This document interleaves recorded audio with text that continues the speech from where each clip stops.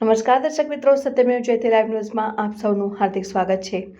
આચાર્ય મહાશ્રમણજીનું આજે શહેરમાં આગમન માંડવીથી અનુશાસન રેલીનો 9 વાગે પ્રારંભ થયો હતો। જૈન સમાજમાં ચાતુર્માસ પૂર્ણ થયા બાદ સાધુ સાધ્વી ભગવંતોનો લોકહિતકાર જે વિહાર થતો હોય છે અને ભગવાને આ સમાચારી બતાવી છે। MS યુનિવર્સિટીના પૂર્વ સેનેટ સભ્ય અને જાણીતા જૈન અગ્રણી દીપક શાહે જણાવ્યું હતું।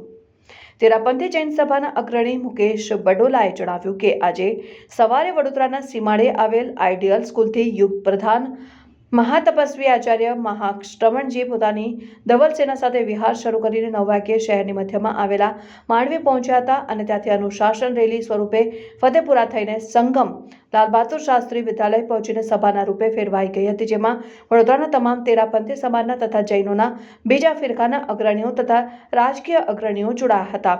વધુમાં વસંતભાઈ પિત્તલિયાએ જણાવ્યું કે અનુશાસન રેલીમાં ભાઈઓએ સફેદ વસ્ત્ર અને મહિલાઓએ કેસરી સાડી પરિધાન કરીને ભારે આકર્ષણ જમાવ્યું હતું।